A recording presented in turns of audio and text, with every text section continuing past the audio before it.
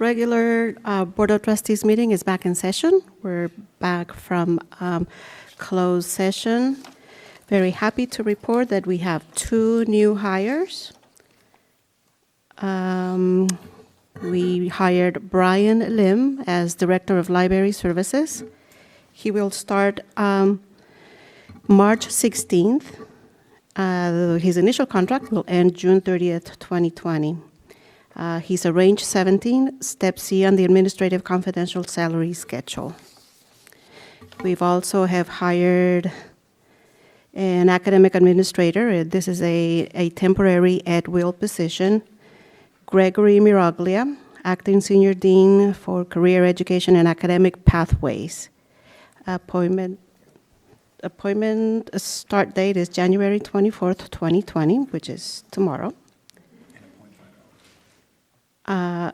Appointment end date, May 29th, 2020, or until position is filled on a regular basis. Both of these new employees were hired on a unanimous vote.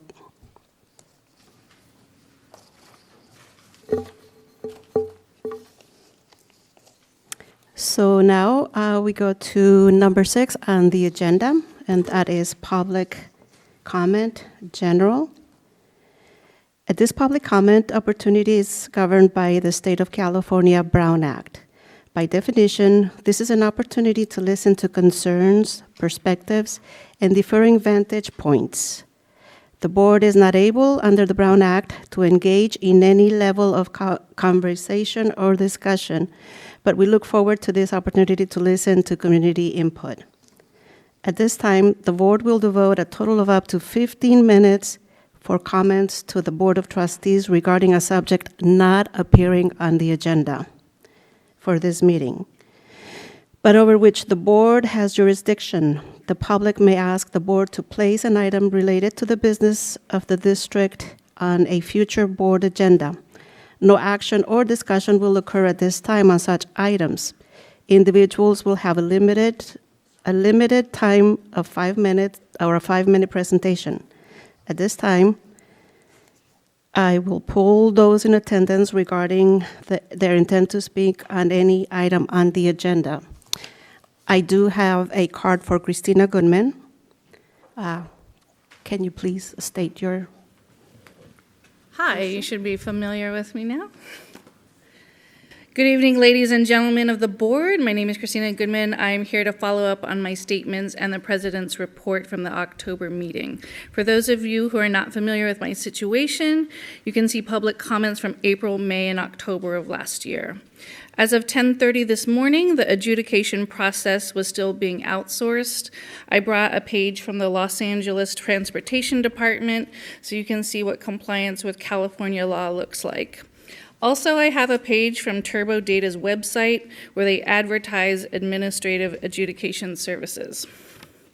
I never got an explanation as to why the police chief sent 2 people to block my appeal of the ticket I shouldn't have been issued. I mentioned previously that the young lady that went before me at the traffic hearing was accused of speeding. That ticket is 5 to 10 times the amount of mine. The officer didn't show up and that ticket was dismissed. The police chief escalated matters by disputing my appeal. I was told by the court clerks that I would have to sue the school to pursue this any further. I found out 2 weeks after the hearing about the lawsuits in Los Angeles, starting with Cody Weiss versus Los Angeles. If my ticket was dismissed, I may have gotten bored and moved on. What is the process for dealing with disputes students have with contractors, such as hearing officers? Whose responsibility is it to make sure hearing officers' training is current? Laws are constantly changing, being amended, repealed, and replaced. I'm a civilian with a Google search box, and I can figure out what the laws are.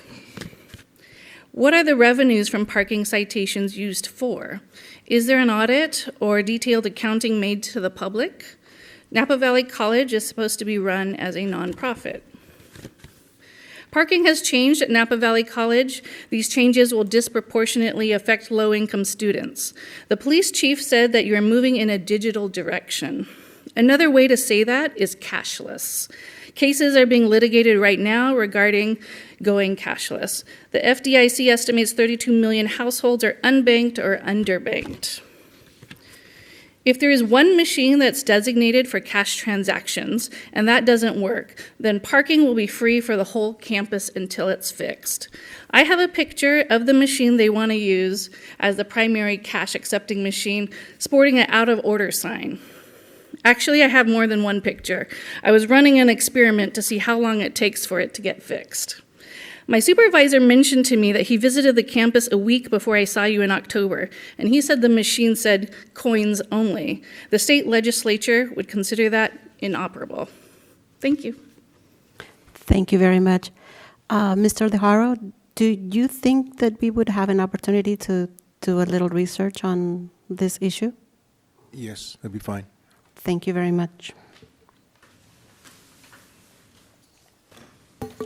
And thank you, we appreciate.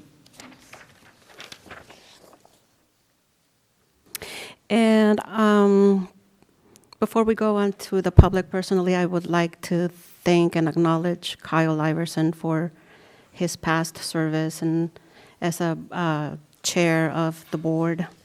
I will try my best to be as equal as you. But on the college level, we have a gavel for you. Thank you very much for your service.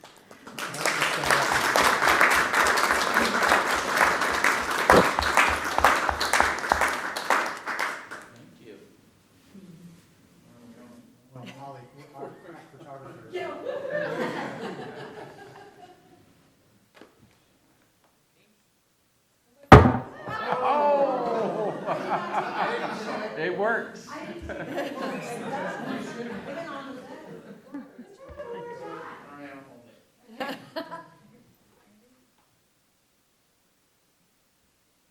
Thank you.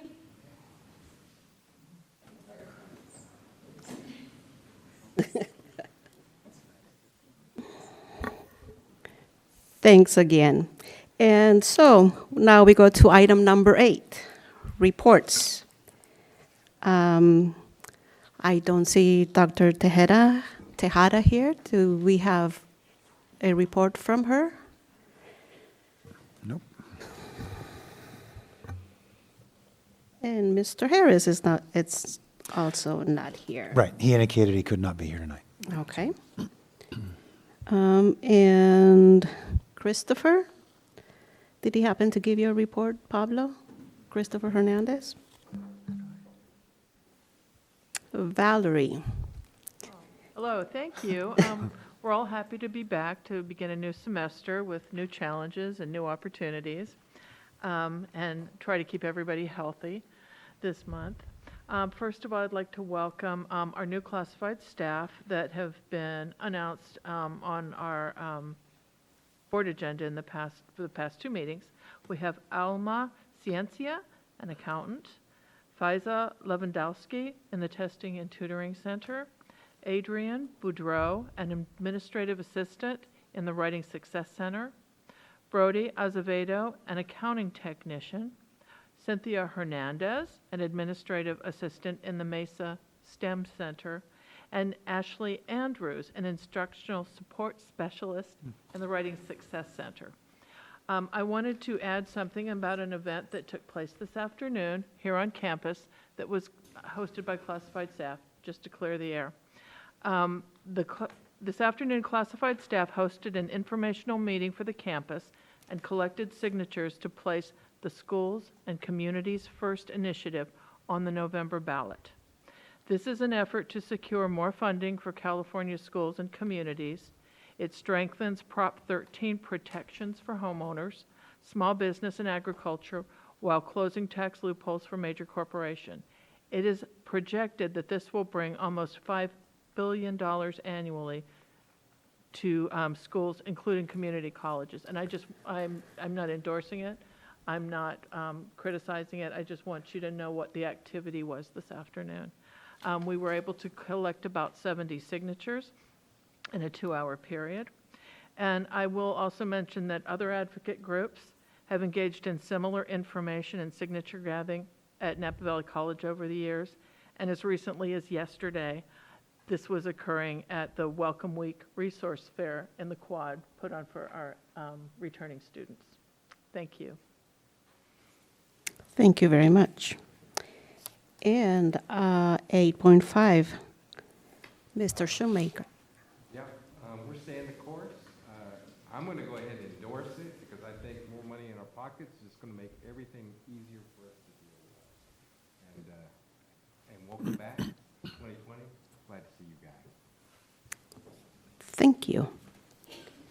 And I do not see Christy Yamamoto.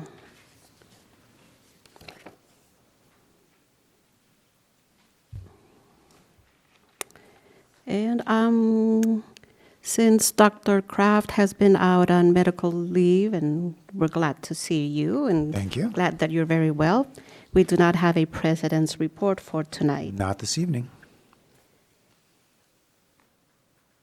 And so we go on to number 9.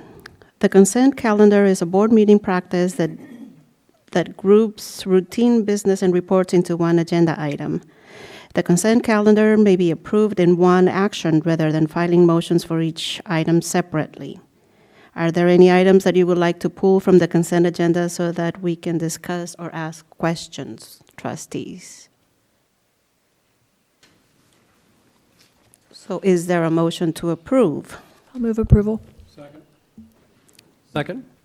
Thank you, Mr. Baldini. Thank you, Ms. Baker, Trustee Baker. All in favor? Aye. Any opposed? There's no oppositions.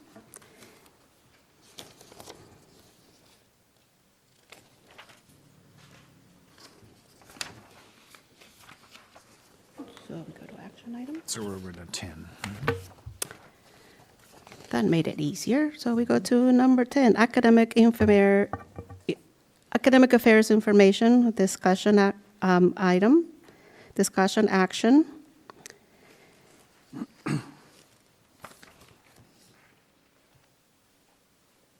This is an item about faculty chair, and maybe Faye can talk to this really quickly. Yes, so we had an election for our faculty chair in our career education division, and Paul Gasabadarzik was unanimously approved for this position by his peers and has already hit the road and running, and he is overseeing that area and had a wonderful collaborative division meeting the other day to start the semester. So we're really happy to have Paul in that role. Oh, thank you. That's good to know. Thank you. And even though he's not here, congratulations, Paul G.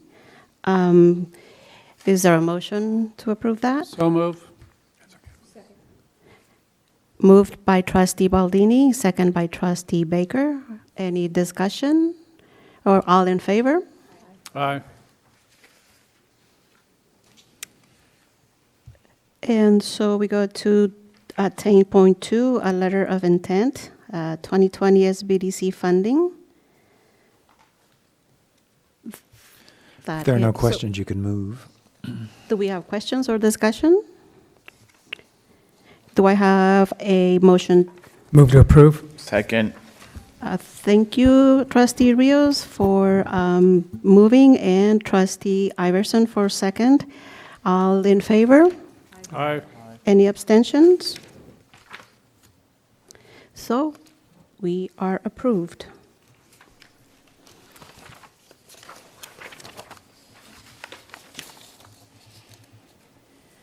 Administrative Services Information Discussion Action Items. Student Housing Project. A pre-development agreement. Before we move into that, I don't know if you have a card for it. I have a card from Mr. Orton, Gary Orton, and I was wondering, Mr. Orton, since you've had an opportunity to see what was posted online and saw the presentation, would you like to make your comments before the presentation? Thank you.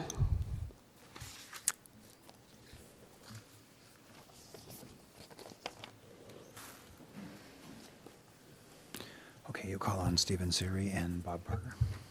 Mr. Parker and Mr. Siri, we're ready for your presentation.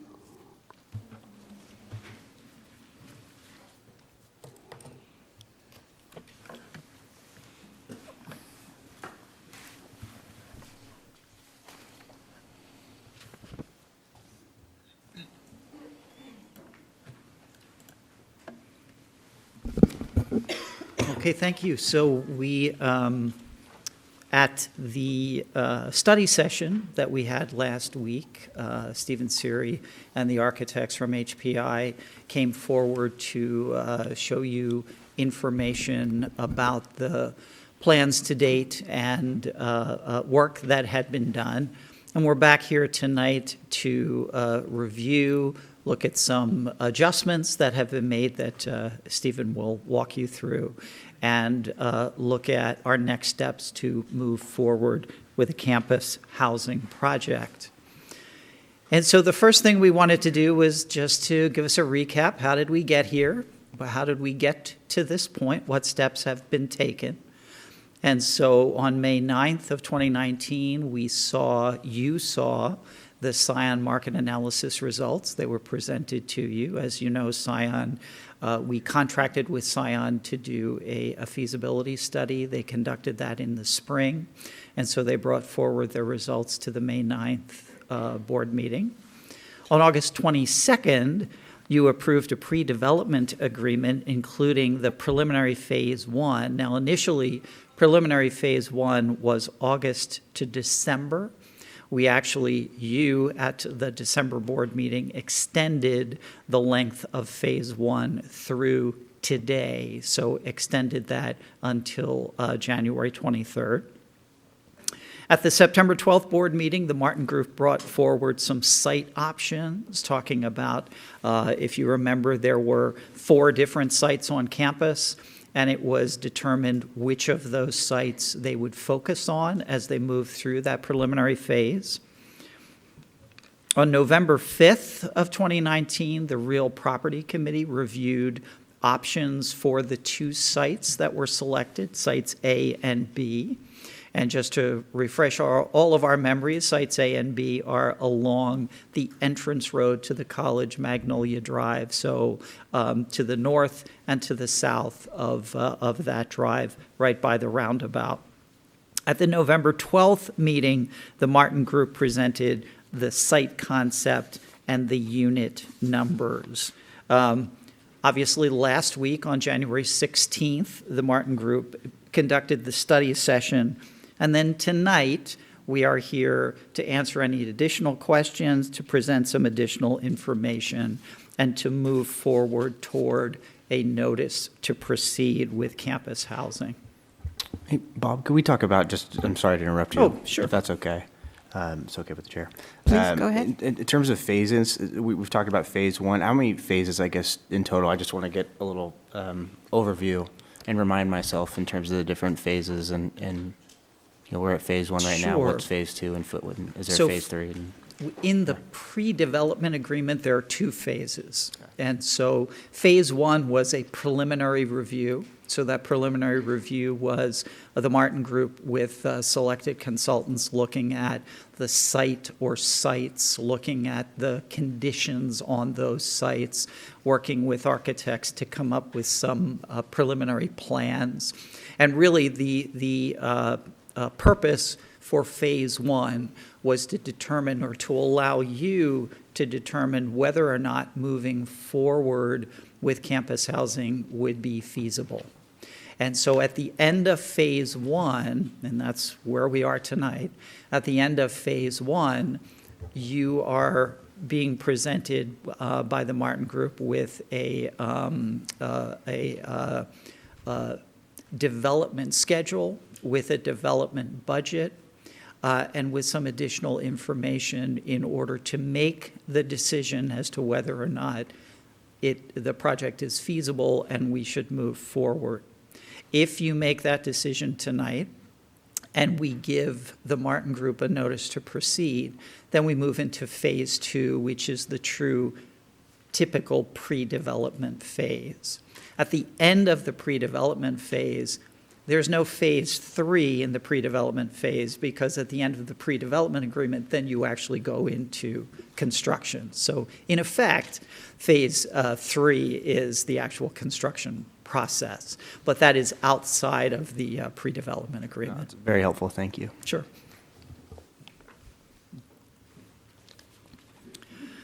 So just going back to that Scion demand study and the information that was presented, and this information is also in the full Scion report that was delivered in July. But just to remind us that when Scion spoke to our students and surveyed our students, 33% of our students said that they were interested in a more traditional dormitory-style room. But 67% of our students indicated that they were more interested in apartment-style living. And so those results came from the surveys and the interviews that were done with our students. And so if we look at what you see on this slide, is a comparison between the Scion unit preferences, traditional and apartments, and the two options that are being presented to you tonight by the Martin Group. And so you can see that in option 1, dorm beds are 34% of the total, and apartment beds are 66% of the total. So fairly consistent with the results from the Scion study. Looking at option 2B, which is a variation of the option 2 that you saw last week, looking at option 2B, a little higher in dorm beds, a little lower in apartment beds, but still a similar breakdown of dorm beds versus apartment beds, similar to the results that Scion presented to you at that May meeting and that they presented in their overall study. Again, going back to that Scion market demand study, you can see that from that final Scion report, and that was delivered in July of 2019, looking at the capture rates out in fall 2021, which was as far out as they went in their report. And remember, we will be beyond fall of 2021 when the project is actually through construction. But looking at fall of 2021, the 50% capture rate was 315, looking at single student demand by bed. 315 beds at a 50% capture rate, 378 beds at 60, and 441 beds at 70. If you compare that to the options that the Martin Group is presenting to you tonight, option 1 considers or includes 383 single student beds, 129 beds in dorms, and 254 beds in apartments. So that is consistent with the 60% capture rate shown in the Scion report. If we look at Plan 2B, that goes down to 322 beds, 130 beds in dorms, and 192 beds in apartments.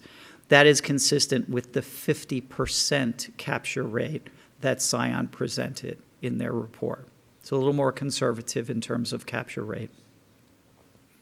Moving down to family students, and that's demand by units.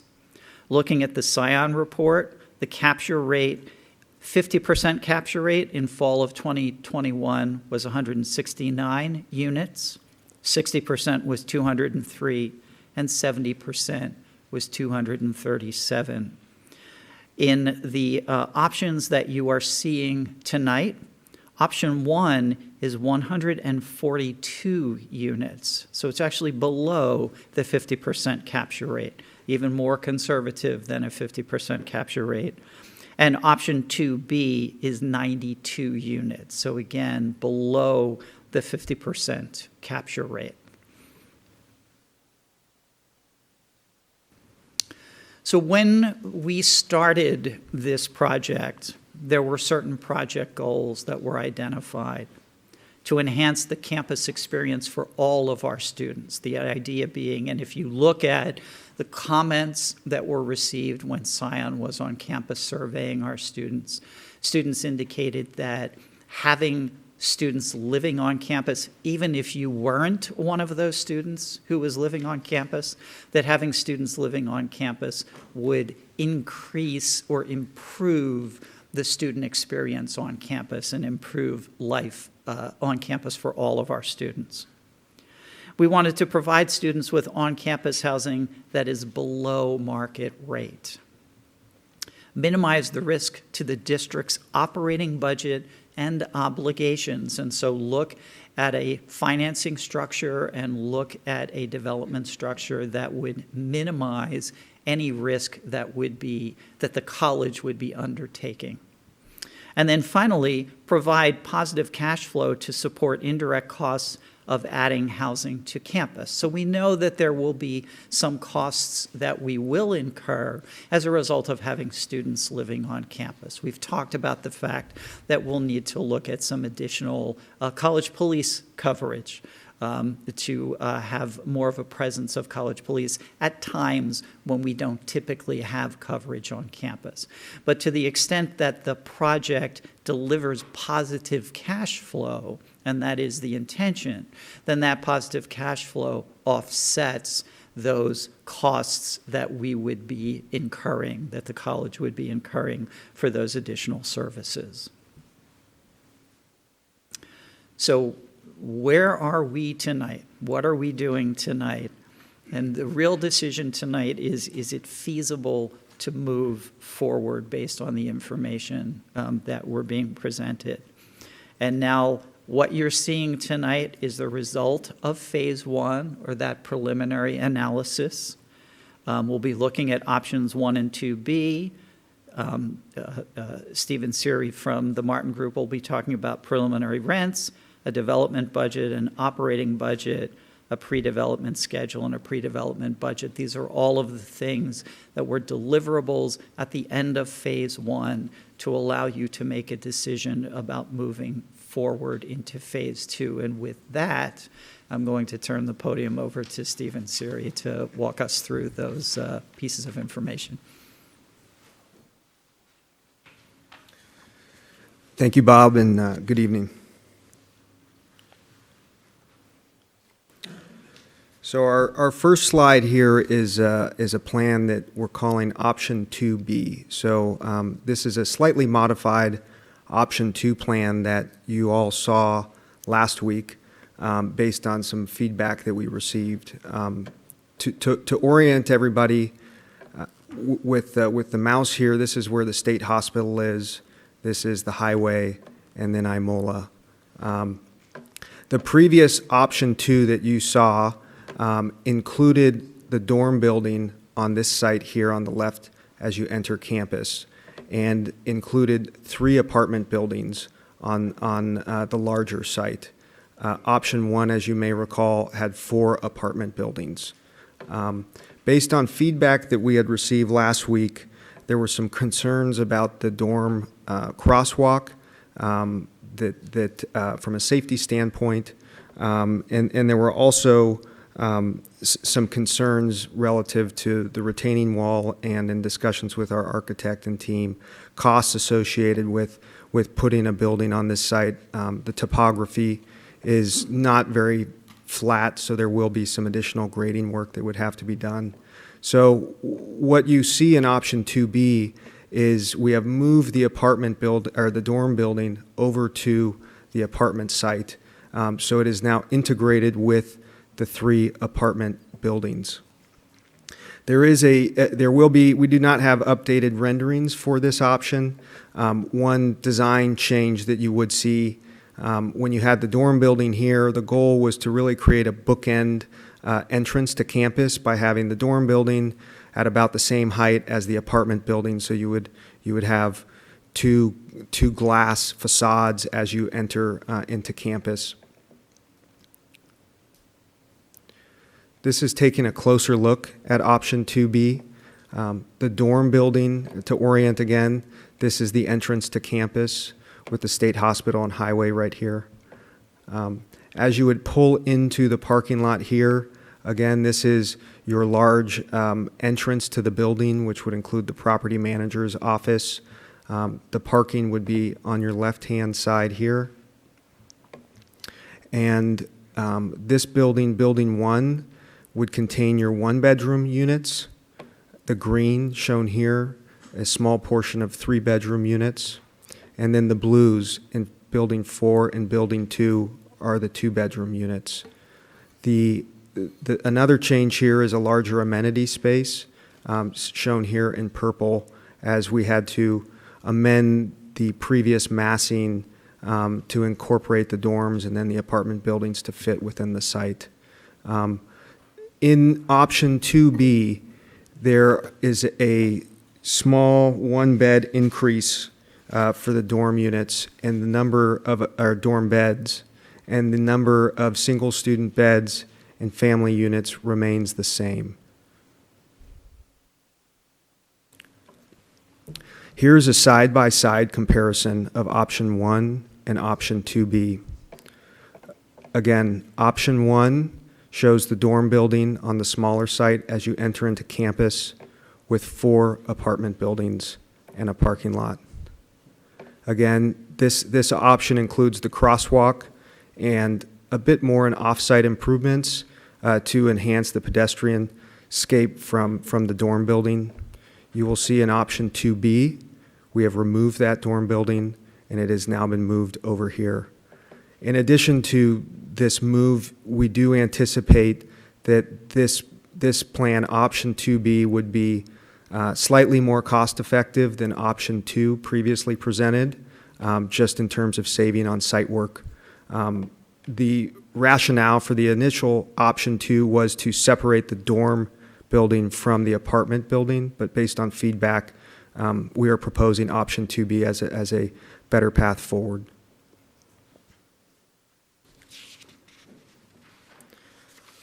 I'd like to address the preliminary rents again.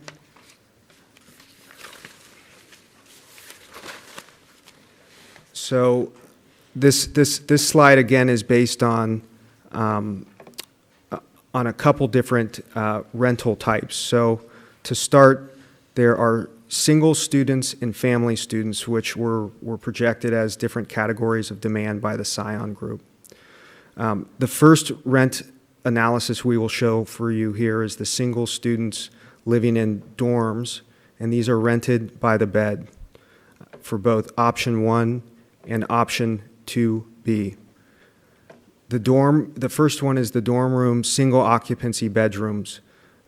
These units do not include a private kitchen or a private bath. You will have common kitchens and common baths down the hall. This option we're showing at $900 a month per bed. Option 2B, $945 a month per bed. Rents are assumed to include furniture, to include utilities and parking. The next is the dorm room double occupancy. So 2 people living in 1 bedroom. That is a slightly cheaper at $800 per bed and $840 per bed. So this plan here is your most economical or cost-effective rental option for single students. The next 2 plans are semi-suites, meaning you have 2 living spaces with an adjoined bathroom, but no private kitchen. The single occupancy semi-suite has 1 person living in each living room and sharing a bathroom, so 2 people, 1 bathroom. This option is shown at $1,050 per month per bed. Option 2B, $1,103 per bed. The double occupancy option includes a total of 2 students in each bedroom and 1 shared bathroom. So 4 students, 1 bathroom. This is cheaper at $975 per bed and then $1,024 per bed. The net weighted average of both of these is $909 and $945 per month. I would like to highlight and compare based on some of the information we have relative to Santa Rosa and their rents. Their project type is different. They are only doing dorms. But in contrast, their dorm rooms at single occupancy bedrooms are $1,112 per month. These are shown at $900 and $945 per month. The dorm room double occupancy bedrooms are at $843 per month. As you can see here, we have $800 and $840. The semi-suite single occupancy bedrooms are at $1,153. So those are slightly above the option 2B. The next category is single students in apartment rented by the bed. We have a mix of studio units with one bathroom, one bedroom and one bathroom, and two bedroom and two bathrooms. All of these units are assumed to be double occupancy bedrooms, meaning two people sleeping in the same bedroom, however having private kitchens and private bathrooms. Studios at one bathrooms are assumed at $1,150 per month per bed, and option 2B does not include any studios. By comparison, the studios and one bathrooms are more expensive than your dorm rooms and semi-suites, and that's because you have kitchens and private baths. Kitchens and private baths are more expensive, so that's the rationale behind those. One bedrooms and one baths, double occupancy, $1,250 per month and $1,313. For the two bedrooms, $1,200 per month and $1,260 per month. This option is slightly cheaper than the one bedroom, one bathroom option. The reason being, the one bedroom, one bathroom option, although you're sharing a bedroom, there's only two people in the unit. In the two bedroom and two bathroom unit option, you have four people in a unit. So there's more people sharing a common space. The next demographic type identified by Scion is the family apartments, rented on a per unit basis. Option 1 and option 2. The key difference here in these buildings, again, is there are no studio apartments in option 2B. The studio apartments with one bathroom are shown at $1,800 per month. One bedroom and one bathroom, $2,250 per month for option 1. Option 2B, $2,475 per month. You will notice on the right-hand side as well, these are the percentages and differences from option 1 and option 2B in terms of costs. So those are not to be confused as the percentage of unit mixes that were previously presented by Bob Parker. Two bedroom, two baths are shown at $2,600 per month, and option 2B at $2,860 per month. Three bedrooms, two baths are shown at $2,800 per month, and then 2B at $3,080 per month. All of these are rents based on preliminary cost feedback that we have received to date. One thing I would like to emphasize, because there has been discussion on the unit mix, this is just a first pass preliminary mix. This by no means will be the last or final mix. We'll address this in the schedule, but the first 2 months of phase 2 will be dedicated to meeting with the college constituents to further refine the building mix, design, programming, amenities, et cetera. So this is just a first pass. Quick question, Stephen. Yeah. Well, two questions, I guess. For one, maybe directive, assuming the board would move forward with the proposal, one of the options tonight. I'd be curious, in light of, we'll be able to consider in phase 2, maybe some fluctuations from whatever option is selected. What would it look like to do a 2-bedroom? You mentioned, right, you have a lot of costs in bathrooms and kitchens. So Yep. If you were able to do a 2-bedroom, 1-bathroom, and what does that do to costs and how does that relate? Another question, this is actually a question. Apartments, family apartments, 2 bedrooms, 2 bath, we'll just select option 2B. We have a total cost per unit of $2,860. Now, a 2-bedroom, 2-bath for a single student is $1,260. So I'm thinking about when I was in college, and so everybody, 2 persons, a bedroom, and then we divide it all up. And I'm just from a perspective of a renter, a student renter who's maybe not a family, who doesn't have a family, but they want to, have 4 people share with 4 of their friends, all in the same room, but being able to rent a family apartment. So I guess divide that cost of a family unit by 4, 2,860 divided by 4 is $715, right? But yet if you do it by bed, that's significantly an increased cost.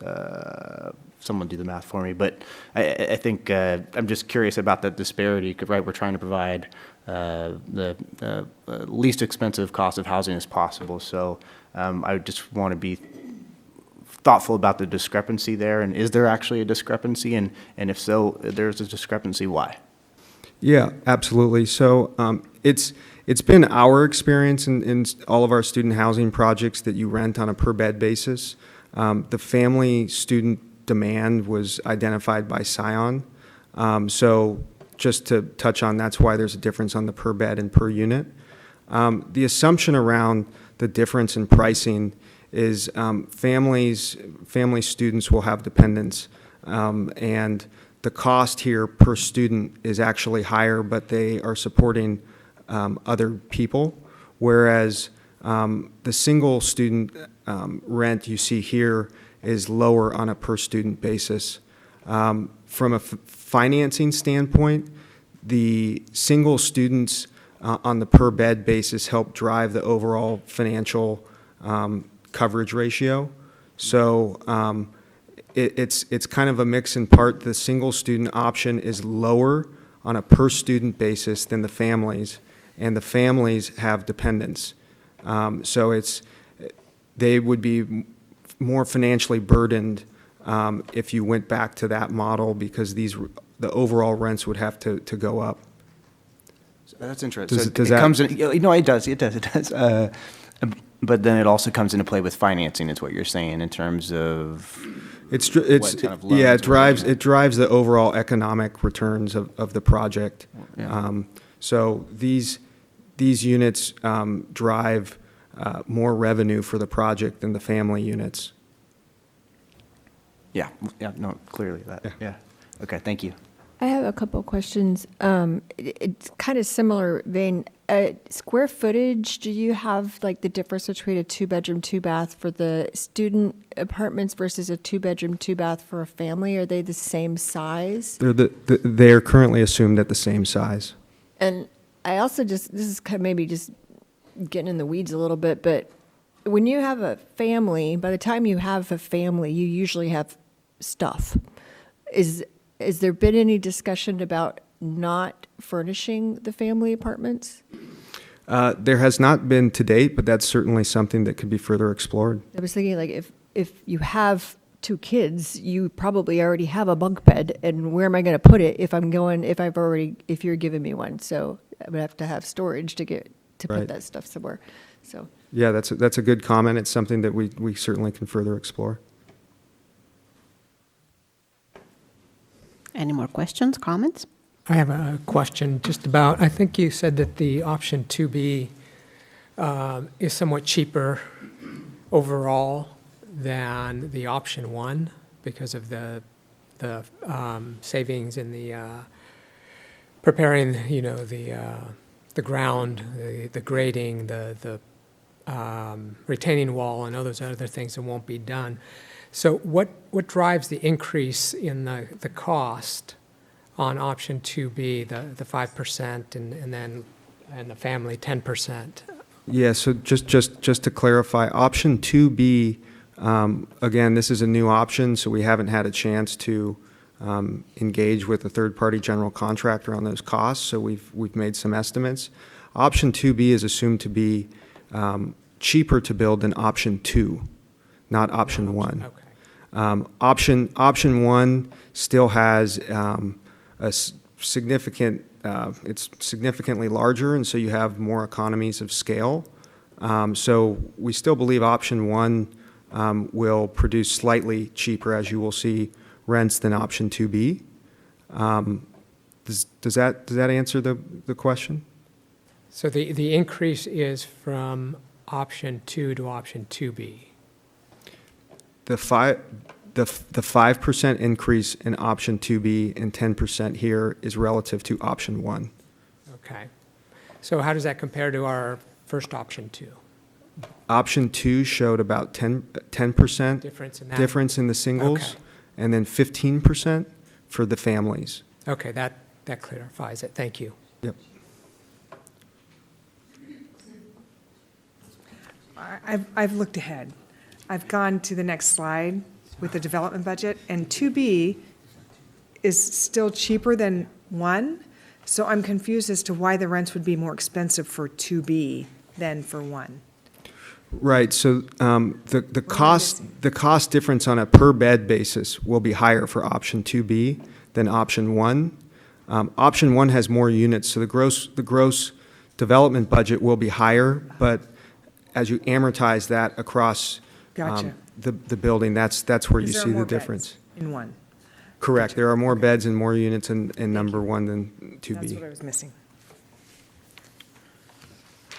So this slide has been prepared with input from third-party contractors, engineers, and bond underwriters to help us put together our pro forma analysis.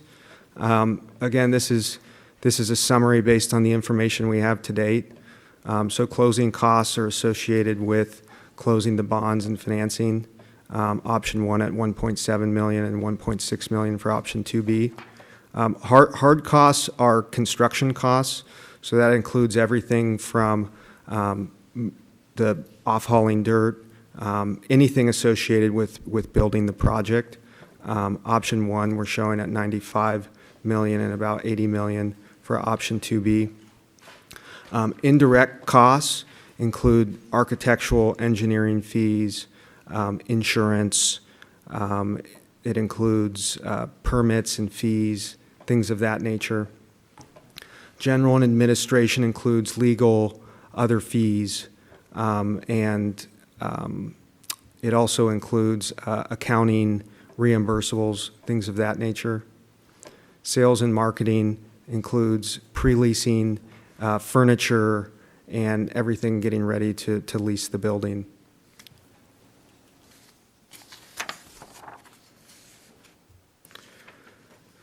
The preliminary operating expenses presented here tonight is based on feedback we've received from third-party property managers, and then in comparison with some of the buildings that we own and manage. We have two different cost categories here. There's controllable expenses and then non-controllable expenses. Controllable expenses consist of payroll, so this would be your property management, leasing management staff, and maintenance. Repairs and maintenance, so as things break, there's wear and tear on the building. The next category is G&A, we call it, but it's general and admin, so telephones, legal, accounting, all of your back office expenses. The next category we have is marketing, so any sort of ongoing marketing that you would have to do throughout the year in preparation of the upcoming leasing season. Turn costs are costs associated with turning over the units. The rents and current lease term assumed in our pro forma are 12-month leases. So turn costs are associated when somebody moves out. You typically have to repaint, do some drywall touch-up. If there's any sort of serious damage, you guys would then go for their security deposit. Contracts, so pest control, landscaping, elevator service, fire alarm testing, maintenance, things of that nature. Non-controllable expenses, utilities, insurance, and then a management fee. We are not a property manager, so upon completion of the project, Napa Valley College would have to hire a third-party property manager. We've used a 4% property management fee here, which is in line with market standards for student housing property managers. I will address that these operating expenses do not include any feedback from Napa Valley facilities teams. There's some operational things that regarding landscaping, insurance, security, things of that nature that will be further addressed in phase 2.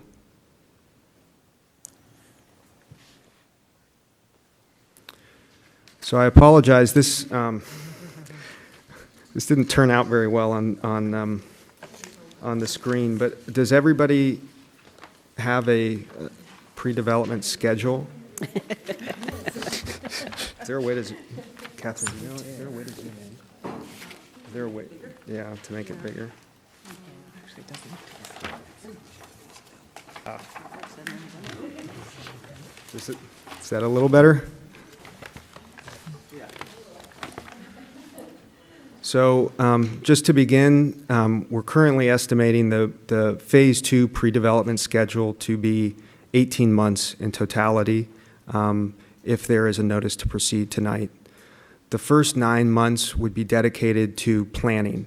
That would incorporate a variety of different things related to the plans and drawings, the CEQA process for entitlement purposes, environmental work, things of that nature.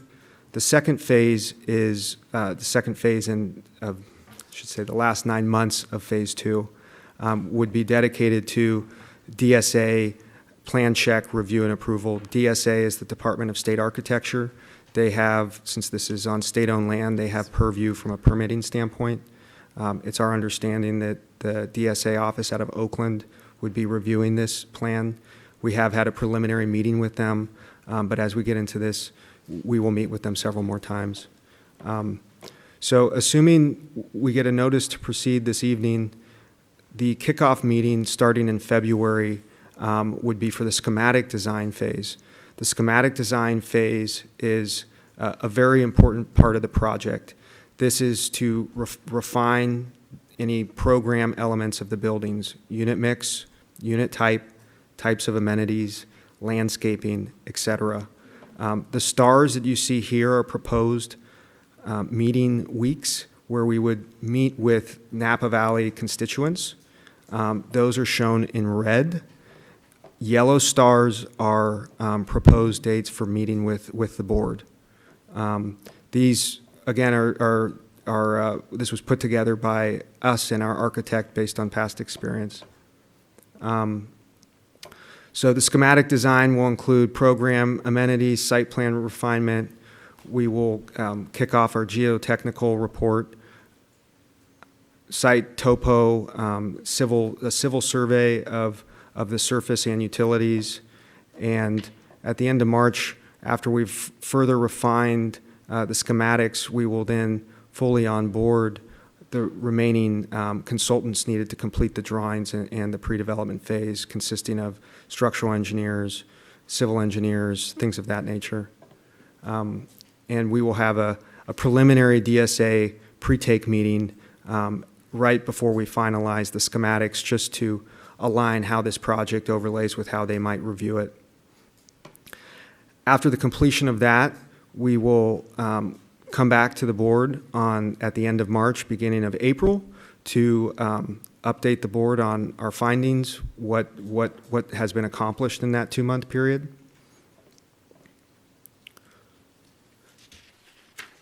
The next phase is the design development phase. So after the schematics have been really solidified, the design development phase will start to really get in the weeds and details of the drawings. So this is coordination efforts between the structural engineers, mechanical, electrical, plumbing, things of that nature.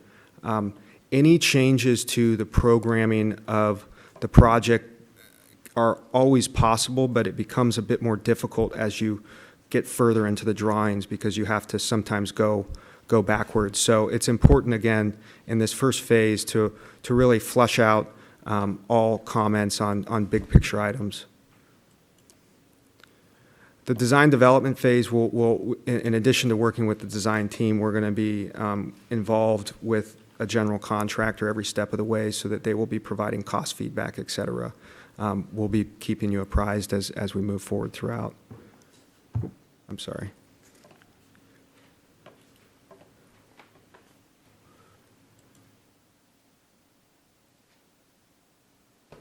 I'm just going to go here. So in June of 2020, we anticipate kicking off the construction drawing phase. So this will then be moving into the very detailed aspect of the project. These are the drawings which will be used to be formally costed by subcontractors and then built on site. We have a couple categories here of 50% complete and then 95% complete. Each phase, as we move forward, includes several meetings with Napa Valley College to opine on the plans and provide updates from a costing perspective. Once all the drawings are 100% complete, that will then end what we project to be the 9-month design phase, and we will submit to the Department of State Architecture for plan check. That process, unfortunately, we are hearing is about 9 months. The last aspect to touch on here is the CEQA process. So after the schematic design phase here is complete, we anticipate kicking off the CEQA process, which will include a variety of different studies, traffic, wind, et cetera, associated with the project and approvals.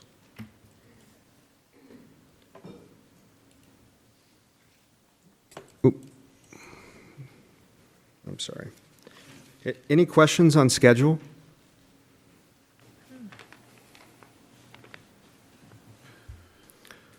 Anyone? There's a couple of board meeting dates that don't coincide, but I'm sure that'll be fine-tuned. Correct, yeah, this does not take into account board dates, and so that will absolutely be further refined. Any more questions, comments?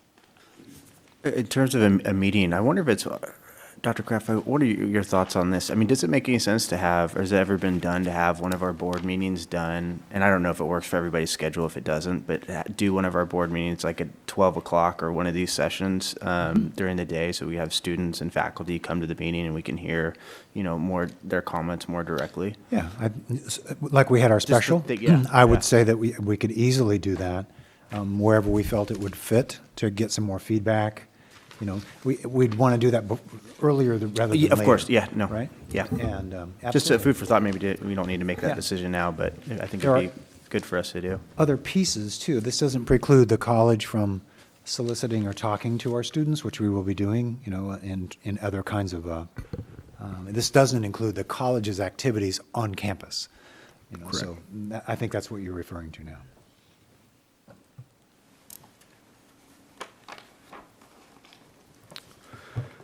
The next exhibit for Phase 2 is the pre-development budget. So we have several cost categories here. The first is architects and engineers. So these are all the professionals and consultants that will be hired to do the planning and drawings for the project.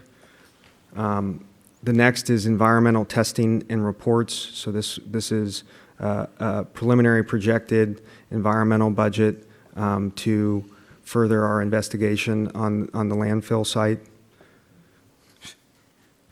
The next is the market survey. So we anticipate having some market survey updates as we progress through the plans.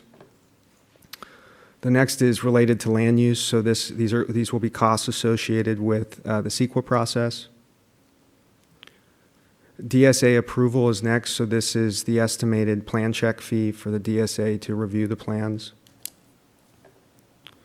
The next are legal costs associated with the various financing agreements, contracts with consultants and contractors, et cetera. The next is accounting costs, reimbursables, so any plans that have to be printed, travel costs for consultants, things of that nature. And then the last is cost estimating. So We intend to bring a general contractor onto the team early, and this is a pre-construction fee for their involvement. The last is the pre-development fee. This is a percentage of cost as defined by the pre-development agreement. I would like to highlight, just to reiterate, so the pre-development expenses would be borne by the Martin Group. So we would be covering these costs through the pre-development phase. The pre-development expenses in total equate to $4 million. The pre-development fee is calculated at $2.3 million. And the pre-development fee, to be clear, would be paid at the closing of financing. The cumulative total is $6.3 million. Are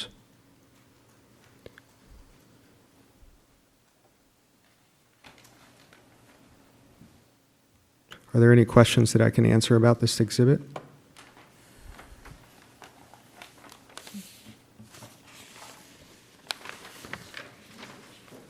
Okay, call for question.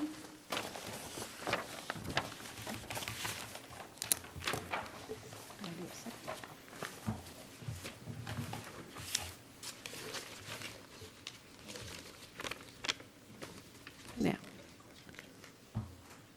So, board, call for question. Move the motion. And then we'll have a two. So moved. Has to be a second, and then.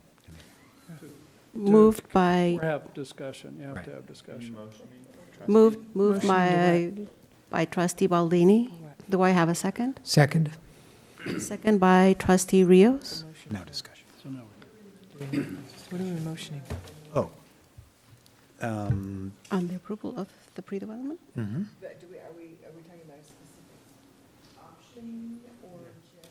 Just to move forward? Let's hear public comment. Can we hear public comment? And then we'll, okay. Public comment, Mr. Orton? Madam Chair, honorable trustees, I'm not sure if you all have seen the documents that I sent. I emailed all of you something yesterday. I have copies of the spreadsheet. If you don't have that, I can have these right now.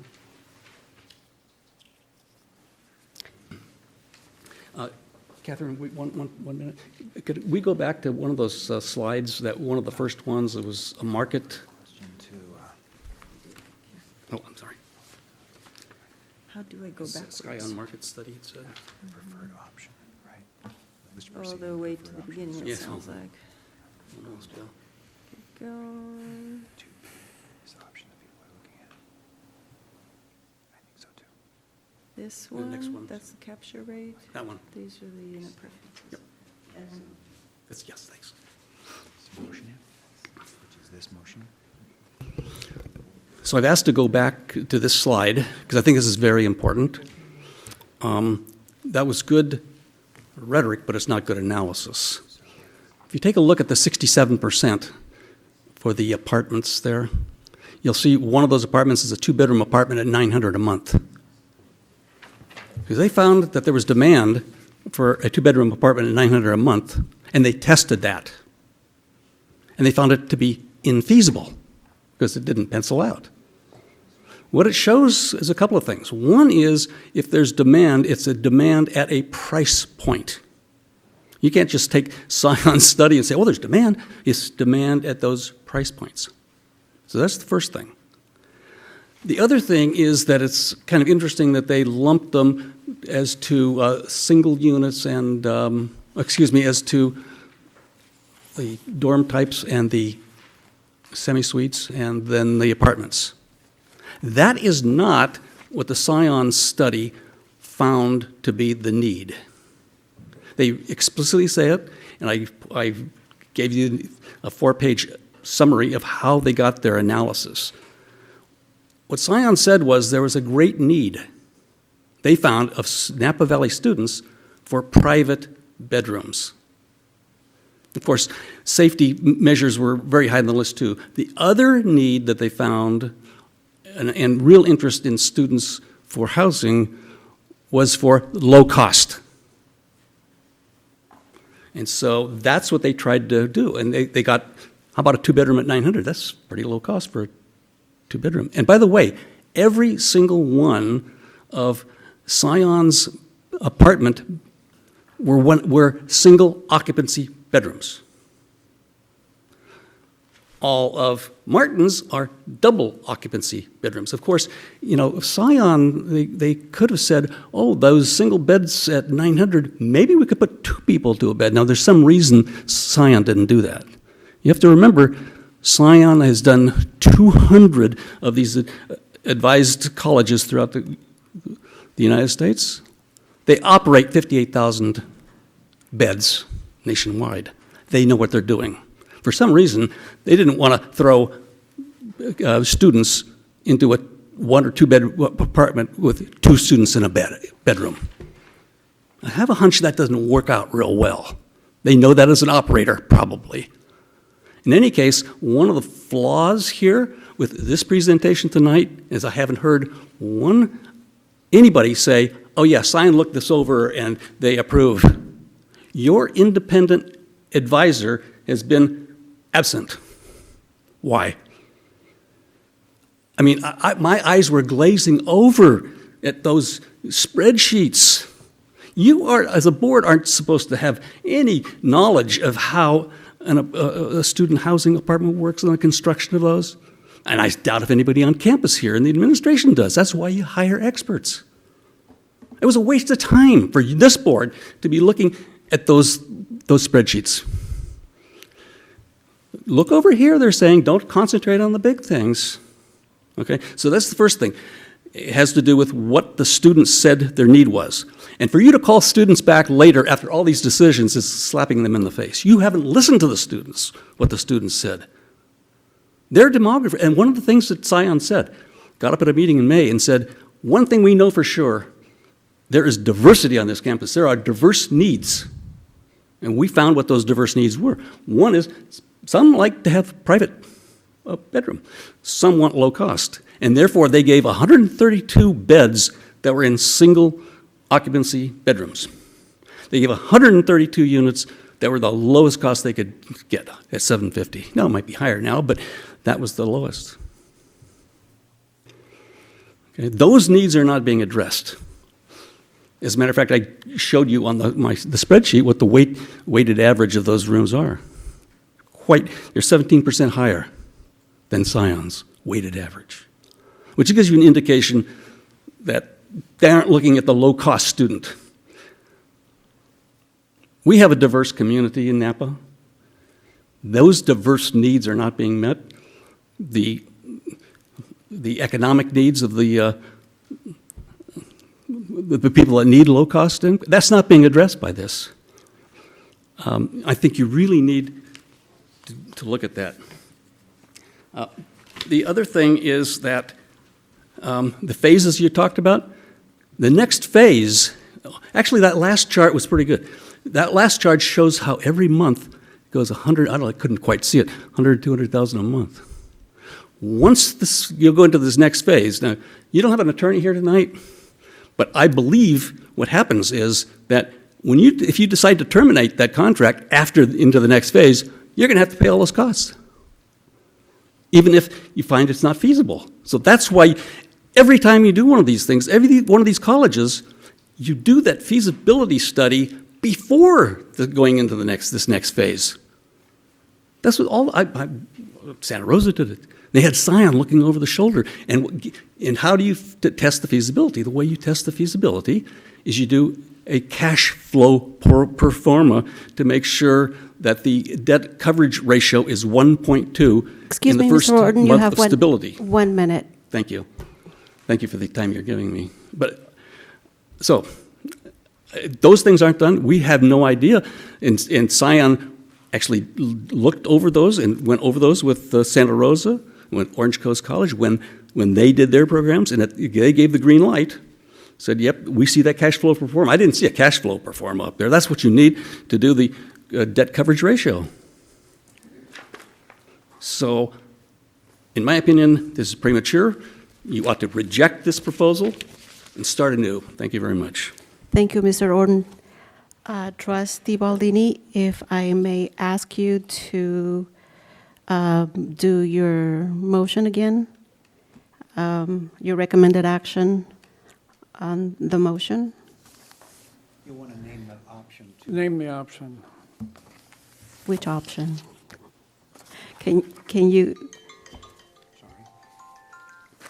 So we'll be approving the preliminary analysis, accept the preliminary development schedule and cost budgets as presented, and direct staff to issue the developer a notice to proceed with a preferred option, which would be, I will move for option 2B. is there a second? Second. Additional discussion on the Board of Trustees.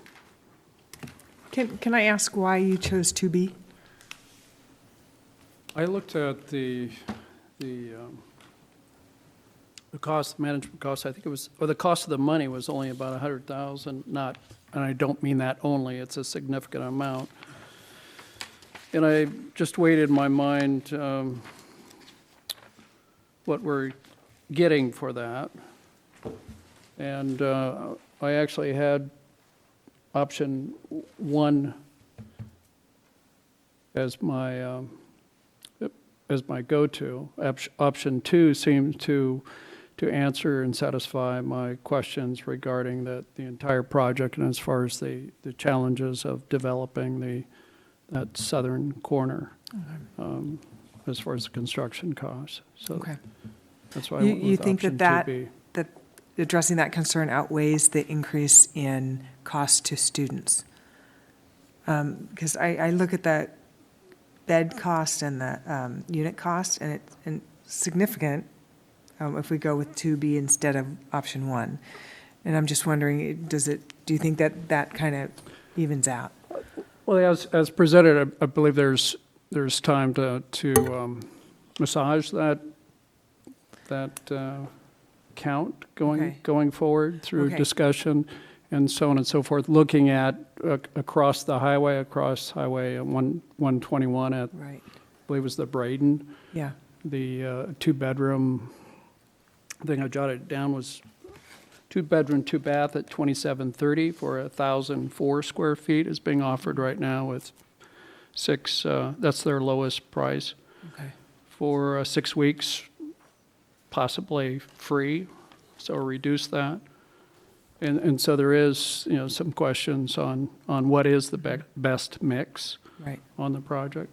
Okay. And I don't think we're at that point to go one way or another. Okay. But the footprint is, I like it. Better. I like it too, actually. Can I ask you one question, though? I was just wondering about parking. We lost some parking spaces with 2B, and do you think we still have a sufficient number for students? Yeah, we currently do. Option 1 had sufficient parking with the same amount of buildings, so yes. So 2B, we lost just a few in 2B, Yeah, I'd have not to a look lot. at the numbers again. I don't recall off the top of my head, but we were able to balance the parking with the housing. Okay, perfect, thank you. Trustee Dodd, yes? Yeah. In addressing, trustees Goff and thinking about your question in terms of differentiating between the options, something, why I also like the idea of option 2B is it's also more conservative, I think, from a perspective of the college. There's always a possibility, we know that there is going to be a demand based on the survey done by Scion, that there is a strong demand for student housing, there's a strong demand for dorm-style and apartment-style living. But the more units that we create, we can't necessarily guarantee that they're going to be filled, and that's what that capture rate, right, is trying to generate. Or trying to clarify in terms of being conservative. So the idea that, I think option 1 was at nearly a 50% or maybe 55% capture rate, and that the option 2B proposal was well under that. I think from my mind, in taking a conservative approach in light of this is the first time that the college is doing this, yes, there's economies of scale, but, if there is significant interest, we can always, move down the road to, build more student housing or talk about faculty housing if there's an interest there as well, and we've got a good base to work from. So also one reason I think to consider option 2B is it is a more of a conservative approach when you're talking about renting out the units and protecting the college too. That's one quick clarifying question on the rents. Does that cover all utilities as well, and what utilities would be included? Yeah, that assumes utilities, Wi-Fi, furniture, things of that nature. Additional comments? I just want to express that the reasons that were just stated by Trustee Baldini and Dodd are the same reasons that I'm in favor of the option 2B. One, that it's more conservative, and I think it utilizes the space a little better. It leaves us options for the future, depending upon how the project goes. And, we still do have that opportunity to change the mix and see what those costs are really going to be as we move along. So those are the same reasons I'm in favor of that. Thank you. Student Trustee Leon, do you have comments? Yeah, I was just wondering, looking at the schedule, if we were to move forward with this, at what point we'll be able to determine where the unit mixes or types, just to see perhaps if there was the opportunity to have different types of units where single occupancy was available. How would that address, I guess, the needs of the students as it was related in the Scion study? That's a good, and can I piggyback off that question, Trustee Leon? No, I think it's a good question. And then will we have, in light of that, for this going into phase 2, will we have an opportunity to perhaps get Scion back? I understand maybe that they didn't play a real direct role in terms of making this pre-development phase, but in this next pre-development phase, will we have their opportunity to get some better input then? That would be not Stevens, but yes, we have, Bob has already spoken with Scion and Volz, who you had met, as I have as well, and we are going to move forward and engage them in a kind of a managerial consultative role as we move forward and help us through some of the questions that you've articulated just in these last few moments. So we'll be moving forward with that as well. Now, the other half of that Siri. question is for Mr. Siri, right? Yeah, the goal of that would be to identify that in the schematic design phase, which is the first 2 months of the schedule. And during that first 2 months, Pablo, the college will have stakeholder meetings, outreach to students and faculty, staff. So we'll put together that schedule if the board moves forward tonight. I did, after listening to you guys, I see why it makes more sense to move forward with option 2B, but I liked option 1 in the beginning. And is there a way of incorporating some of that adjacent lot into, would we prep it as we're moving along now, or would we wait for down the road? I would suggest waiting down the road and just leaving it as is, if you went with 2B. Thank you. So, Trustee Baldini. I will, because I was involved as a trustee with the bond back in 2002.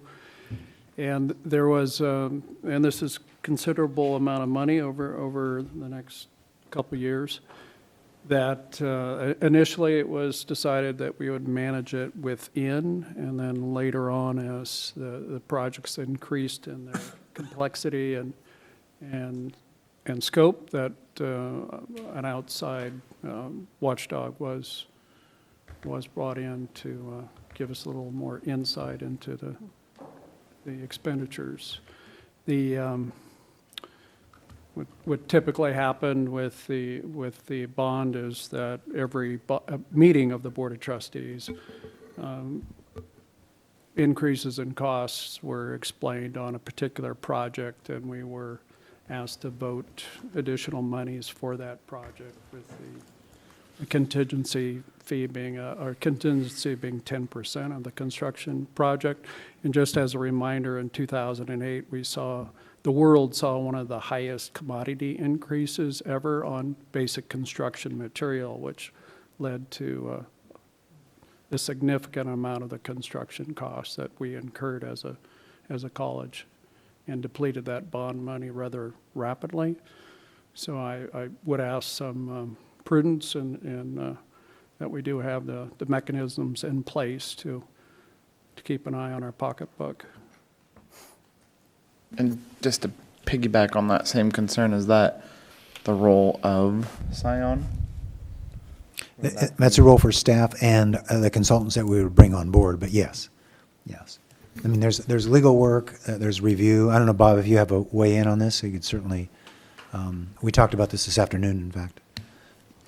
Right, so just to say that those are the conversations that we're having with Scion right now, what role Scion will play moving forward, and the fact that Scion does have significant experience in the student housing market. They would be a good advisor for us as we move forward. I think as Stephen had said in the initial design concept development stage, the next few months, a lot of that heavy lifting has to be solidified. And, you know, having been in the many bonds over my career, it's the change orders and the difference, and you all of a sudden you would like something different completely.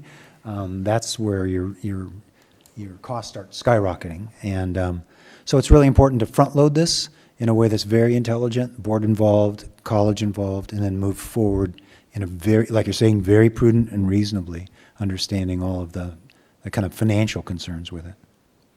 So I agree, it's a good point. Yes, thank you. So I have a motion by Trustee Baldini, second by Trustee Rios, if I remember correctly. That's correct. Okay. I did just have one more comment too. One comment and then and maybe another comment. Sorry, I'm being really annoying today. Comment one, I'm really glad to hear that Scion will be involved, and that's really on everybody's radar that they'll be involved in phase 2. And I appreciate Trustee Baldini's, the idea of having that oversight, especially right now. It's really important that we get it right. And I think important component of that is that this unit makeup, and that's really actually on my radar to also capture rate, which provides a little bit of protection, having a conservative capture rate. But about that, specifically that Scion groups and how that's so tested so high, that 2-bedroom style of apartment. And I'm curious, it was at $900 per unit. Is that right? Yeah, $900 per unit. So I'm thinking about that. Well, and if an important interest of mine, I think that was in the question maybe too immediately before that question in terms of testing out different dorm styles and bedrooms. And you look at one of the interest or values or aspects of the housing, student housing would be important to a student as surveyed, was having some privacy and having their own bedroom. And so I'm looking at 2-bedroom and thinking, yeah, $900 per unit sounds pretty good. We can split that 2 ways, or if it's $900, even if it's not, $900 a bed, but then I get to have my own bedroom. But what we've tested out in terms of the cost and marketing and whatnot was a 2-bedroom with 2 baths, and it's double occupancy per bedroom too, right? So I think that's one area where I'd really like Scion to really dig into and try to get some because I don't think the question was asked well, and it happens sometimes in surveys, but I don't think the question was asked very well, and I don't think it was necessarily clear. And sometimes students, eyes can, when we've been reading books or looking at your computer all day, can kind of roll over the single details that this is, per bed, not per unit. So it would be nice to get a little bit of clarity on that, because talking about getting it right in the first place, I think is really important that we have, economic feasibility down the road. And so that's it, because you had 2? With 2 comments, I believe. I just wanted to thank the district Dr. Kraft and fellow trustees for taking on this issue. I know it's not the first time the college has looked at this, but housing is the #1 issue, it seems, in Napa right now, and seeing the district, Napa College, under the leadership of Dr. Kraft, take this on for our students is exciting. So Yes, just thank wanted you. to share that. Thank you. Thank you for all the discussion. It's good and it's great, and I think I know where we are, but I do need a vote. All in favor? Aye. Sorry, and this is, I need to recuse myself, so I just wanted to make that clear. So I'm not going to be voting on this matter for previous reasons stated. So all in favor to approve option number 2? To be. I'm sorry, 2B, yes. Aye. Aye. So we are approved. Aye, that's an aye for me as well. For the record, then, it's 6 with 1 recusal, right? And an advisory from the student as a yay. Yeah, thank you. Thank you. That was good discussion. Thank you. Congratulations. Beautiful presentations, both of you. Thank you. Okay, so public hearing on 12.1, and that's the Napa Valley College Faculty Association, CCA, CTA, NEA 2020 through 2021 initial proposal for negotiations. Are there any public comments? Seeing none, this public hearing is closed. Public hearing on 12.2, Napa Valley Community College District initial proposal for negotiations with Napa Valley College Faculty Associations, CCA, CTA, NEA for the contract period beginning July 1st, 2020. Are there any comments from the public? No comments. Public hearing is closed. 13.1, Human Resources Information Discussion Items. Do I have acceptance of the 2020-2021 initial proposal for negotiations from the Napa Valley College Faculty Association, CCA, CTA, NEA? I need Move for approval. Second. moved by trustee Iverson, second by trustee Goff. Any discussion? All in favor? Aye. Aye. Passes unanimously. 12.2, approval for the Napa Valley College Napa Valley Community College District initial proposal for negotiations with Napa Valley College Faculty Associations, CCA, CTA, NEA for the contract period beginning July 1st, 2020. Can I have a motion, please? Move to approve. This is 13.2, correct? Yes, 13.2, I'm sorry. Moved by trustee Rios, second by trustee Baker. All in favor? Aye. Aye. Passes unanimously. This is, thank you.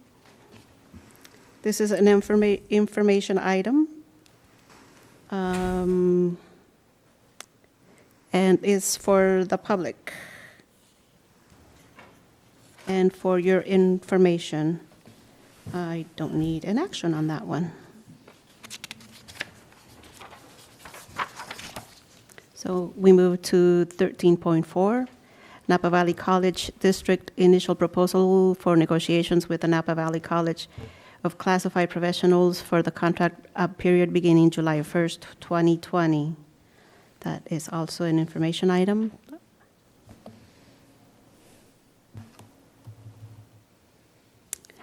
Four,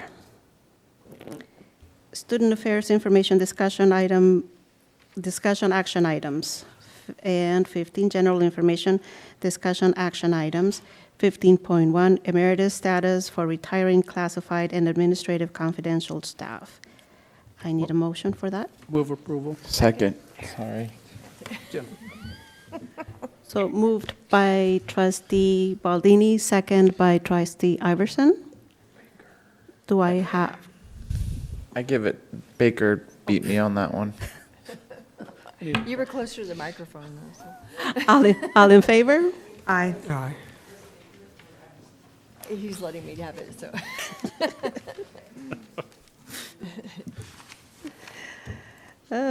Action item on 15.2, CCCT board nominations.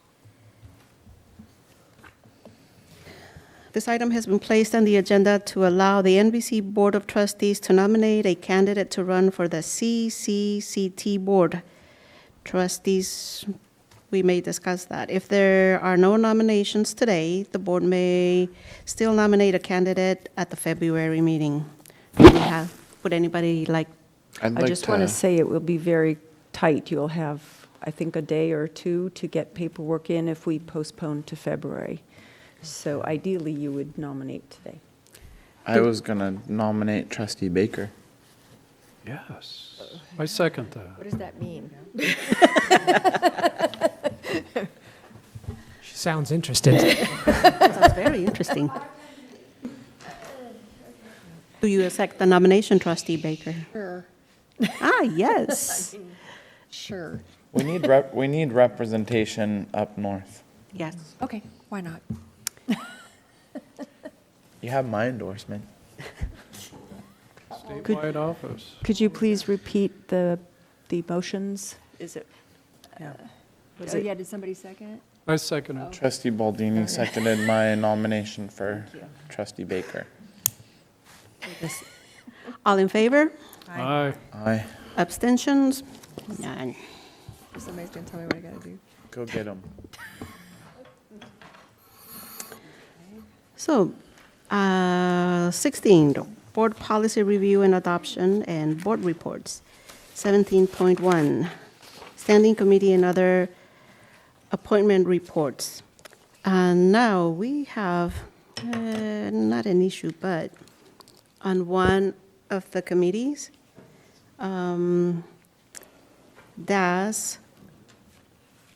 Jennifer is, I haven't been to a meeting yet. They had a meeting in December, but I didn't go yeah, to that one. this is so. just I the can report out. That was our Tuesday. no, but it's not reporting yet, I'm just, actually, yes? Yeah, oh, I'm sorry, yes. And you report. Well, this was my final meeting for DAS. That was the December 17th, 2019. We did take action and approved Napa Valley College Foundation appointee Bruce Ketron to the DAS Board of Directors. That was by unanimous vote. We also had our staff reports, treasurer report. We approved our quarterly financial reports as of 9/30/19. And also MOU District Auxiliary Services and the Viticulture and Winery Technology Foundation, an MOU with that. Okay, thank you very much. Now, on the committee compositions for 2020, you will be attending the next DAS meeting because you're assigned to that committee. The Viticulture and Winery Foundation, I chose to remain on that, but because there's, I think, a double here. The Legislative Affairs Committee, I have Iverson and Goff. Don't know. Are we still, you're still going to continue that one, yeah? Are you asked? I don't, yeah. On legislative? Yes? Okay.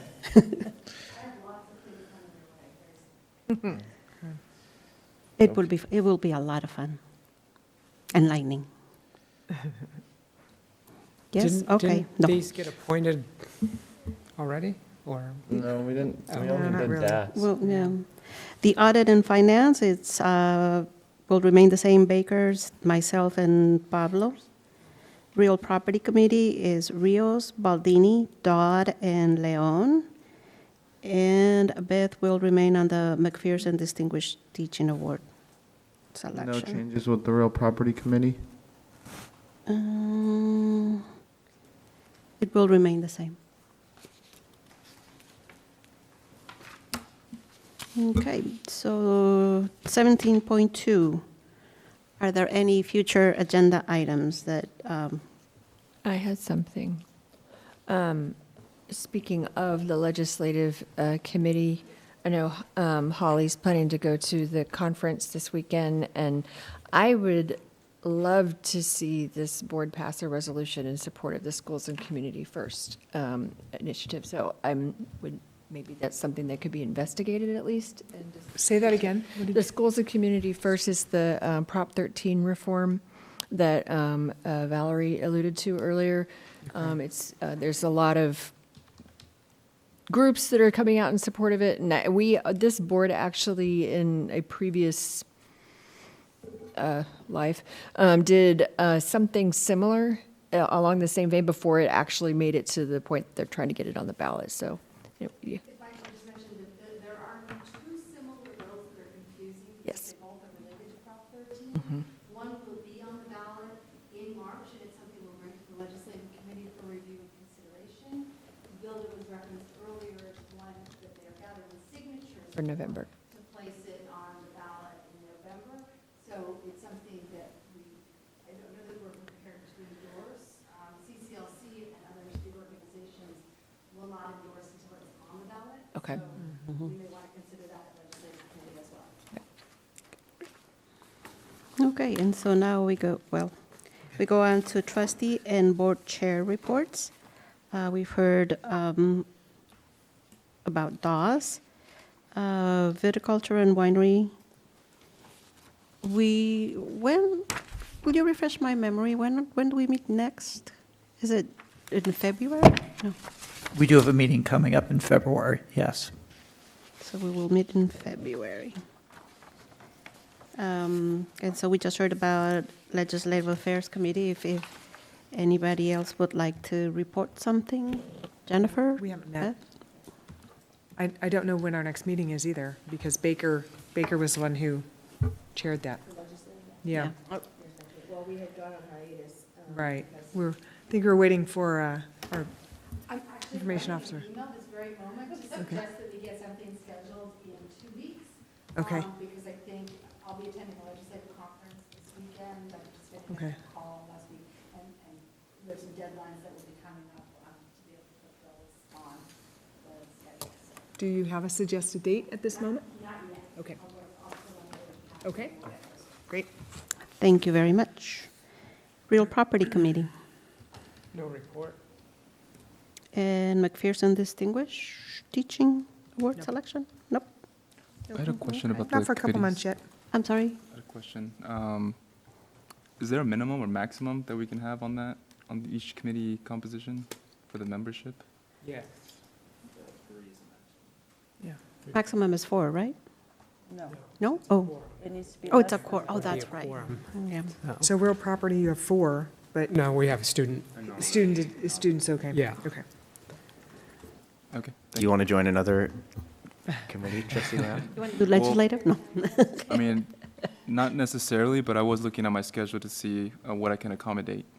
So I was just kind of trying to figure out whether I can attend the meetings or if trying to schedule my inclusion within those meetings would be possible. That's what I was trying to Is determine. there any particular committee that interests you?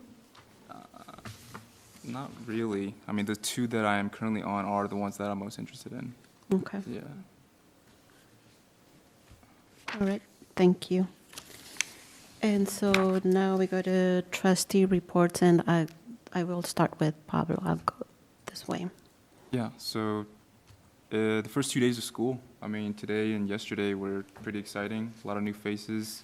I attended the Welcome Back event hosted by the Welcome Center, Student Life. There's a lot of volunteers from all over student services, so I applaud Student Affairs for their efforts in making that happen. Next week, I believe we're going to be having our Club Rush, and that's going to be exciting. So we're off to a great start. Thank you very much. Trustee Baldini? Just my attendance at Flex Day, which was brief, but to see Oscar and Faye kick it off, and the excitement and the number of folks that showed up, it's going to be a great year. Thank Yes, it will. Trustee Baker? I was just thinking, I went to a couple of Pennings back in December. I know you were at. Yes. I don't know. I've forgotten now. It was last decade. I mean, come on. So, but I know one of them was for a psych tech. But I don't remember what the other one was. But it was. Nursing. Was it nursing? Yes. Okay. It was a lot of fun though. It really just. It's always fun to go to those. And then just two other quick things, sort of college related. One, I just wanted to thank the college on behalf of the League of Women Voters, who are now currently hosting a candidate forum right now over in the community room for the supervisor positions. And then they're going to be having another one on Sunday for tax collector, I think. And so really nice to have, yeah, I don't know, can we vote against that? So really nice to have this resource available for our community. And speaking of, also thank you for hosting the Napa County Reads program, which is tomorrow night. And unfortunately, I can't go because I have to be in Sacramento. But it is Jerry Kraft, the author of New Kid, which is our first graphic novel that we've ever proposed for this event, and just a really great event opportunity to see an author who quite possibly might be winning the Newbery. He's a favorite. I hope I didn't just jinx him. So yeah, so I wish I could be there, and since I can't, maybe somebody else can. Trustee Iverson? I have nothing to report out. Trustee Goff? Nothing. Trustee Rios? I just want to compliment. I'm sorry. I'm sorry. No, I'm sorry. I'm sorry. My turn. We're going in order, right? You said nothing. No, I Right? said I was harassing him about having nothing. Like he's done nothing the whole month.